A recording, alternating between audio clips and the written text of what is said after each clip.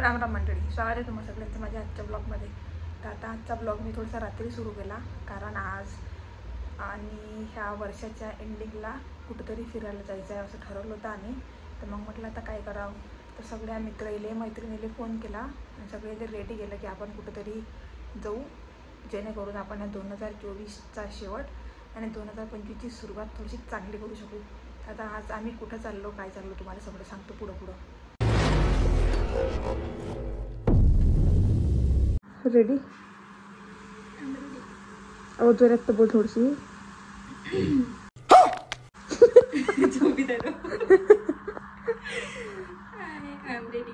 कुठं जासाठी? कुठं? चला, रेडी टू लीव.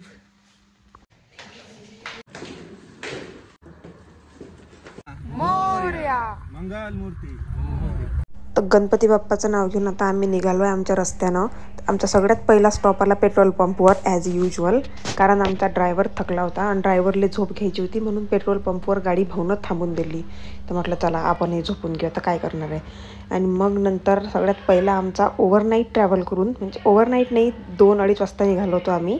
तर 2:30 वाजतापासून ओव्हरनाईटच झालं ते ऑलमोस्ट. तर सगळ्यात पहिलं आमचं डेस्टिनेशन आलं आता, जे आहे कोल्हापूर. Ready to go. हो.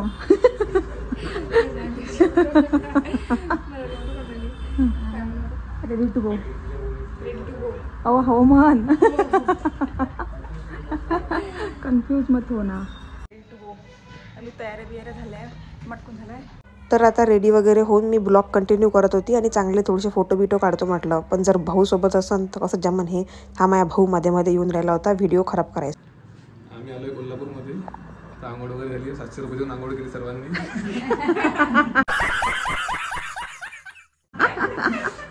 नाश्ता करून दर्शन केल्यानंतर ज्योतिबा मंदिराला निघू आम्ही. तिथे पण जेवणाची व्यवस्था केलेली आहे. थँक्यू. क्या बोला तूने? Welcome to Kolhapur. तर आता आंघोळ वगैरे करून आम्ही निघालो मंदिरात जायला. सगळ्यात पहिले आम्ही ब्रेक घेतला नाश्त्यासाठी.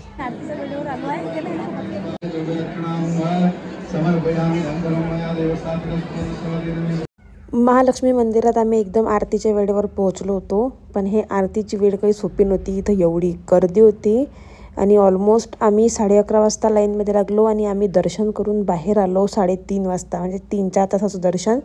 आणि ही आहे आरती, जी आम्हाला व्हर्च्युअली अटेंड करायला लागली, म्हणजे तिथं फिजिकली प्रेझेंट असून व्हर्च्युअल आरती केली आम्ही. आणि मग नंतर आरती झाल्यानंतरही थोडा वेळ, माहीत नाही कोणतरी VIP आली होती तर आम्हाला रोखून ठेवलं.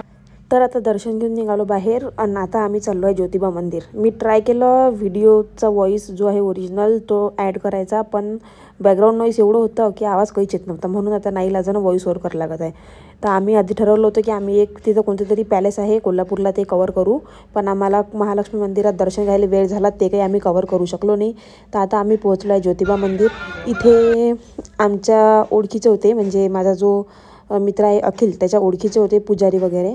त्याच्यामुळं आम्हाला दर्शनाला जास्त वेळ इथे लागणार नव्हता आणि त्यांनीच आमच्यासाठी जेवणाची सोय करून ठेवली होती. तर म्हणून इथं काही आम्हाला टेन्शन नव्हतं. तर मग आम्ही आलो, इथं मस्त मंदिर पूर्ण फिरलो. आणि इथं उलट आहे, म्हणजे आपण युजली डोंगर चढून मंदिरावर जातो, इथं पायऱ्या उतरून यायला लागल्या. म्हणजे माहीत नाही, काही थोडासा गैरसमजही असू शकते मला झालेला. आम्हाला एकच रस्ता माहीत होता आणि तिथून जेव्हा आम्ही गेलो तर आम्हाला पायऱ्या उतरून मंदिरात जावं लागलं. तर मग आता फायनली आम्ही आलो आहे मंदिराच्या जवळ. जास्त काही दूर नाही आहे, हार्डली पार्किंगमधून 5 मिनिटात आम्ही मंदिरात पोहोचलो. मग नंतर इथं आता सगळं रेडीच होतं, म्हणजे दर्शनही लवकर होणार होतं, सगळंच होतं. तर मग आम्ही काय थोडा वेळ मस्त फोटो वगैरे शूट केला, सगळं मंदिर बघितलं आणि मग नंतर आरामात आम्ही गेलो दर्शन घ्यायला. सेकंड लोकेशन, आवाज काही येणार नसून पण कॅमेऱ्यात. ज्योतिबा मंदिर.